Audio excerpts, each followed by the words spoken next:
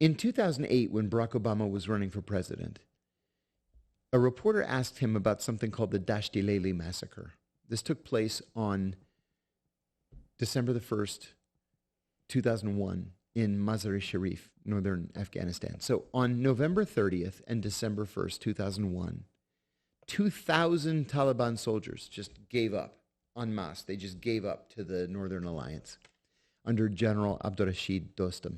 Dostum is a monster. He continues to be a monster.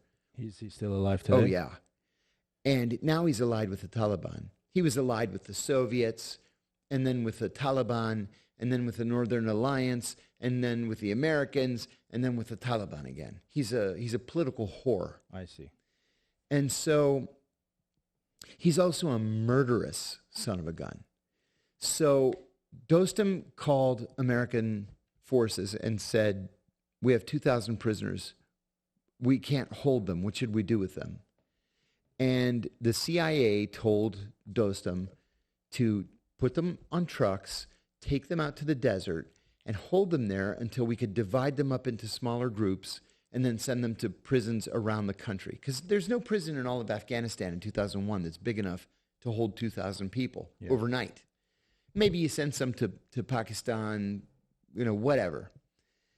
So they called it the box up. They put all 2,000 men, they crammed them into containers that were on the back of trucks. There was no food. There was no water. And most importantly, there was no air. And when the prisoners started beating on the inside of the containers that they couldn't breathe, Dostum's forces just shot the trucks and said, now you have air holes. Killed an untold number. They trucked them out to the desert. It took about a day. And according to one of the 14 survivors, out of 2,000. When they opened the containers, the bodies fell out like sardines from a can. Wow.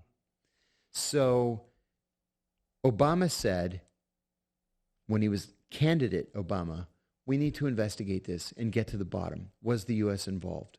Or was this just an unfortunate incident in the fog of war and blah, blah, blah? And then as soon as he gets elected, he's like, yeah, we don't need to investigate that. No. We're not gonna talk about that anymore.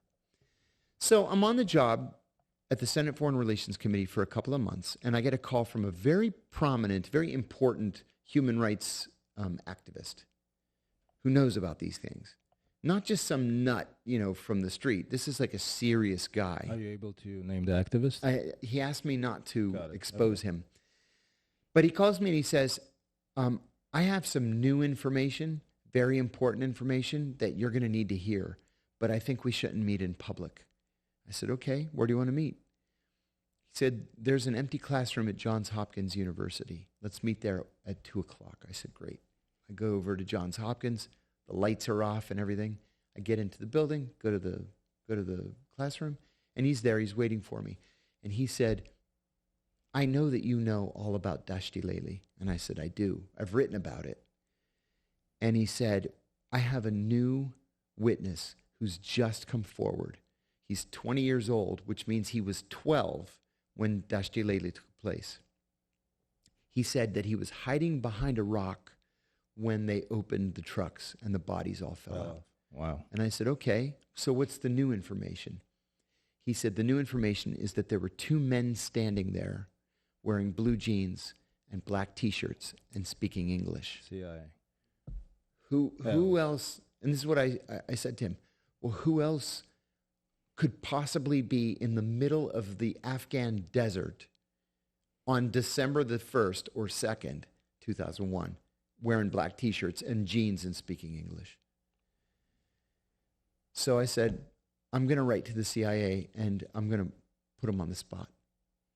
So I get back to the office. I write a letter to the CIA asking for clarification. We've developed this new information. We want to know what the truth is.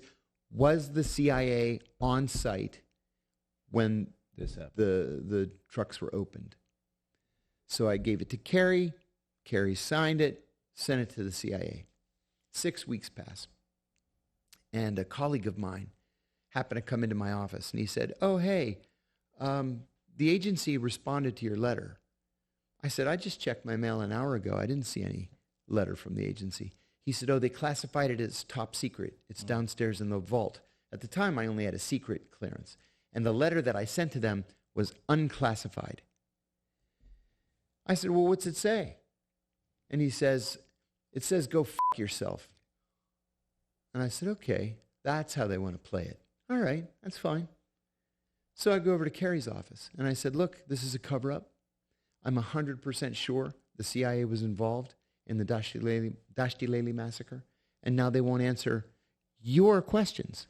I said, "You signed that letter. My name wasn't on that letter." And he said, "Yeah, I've been thinking about this, and I think we should probably just drop this."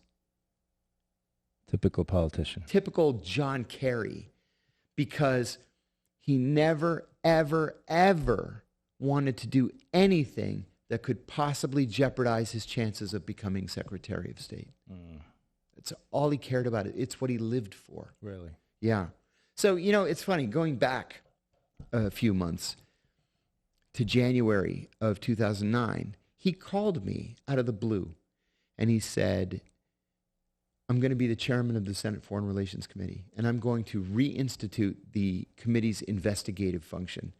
They stopped investigations in 1972. He said, "With your reputation as a whistleblower, I want you to come here and head investigations, and I want you to go hard." And I said, "Great, I'm your guy." So we shook hands. I started working 2 weeks later. And every time I got close to something, he'd say, "Yeah, you're gonna kill this investigation.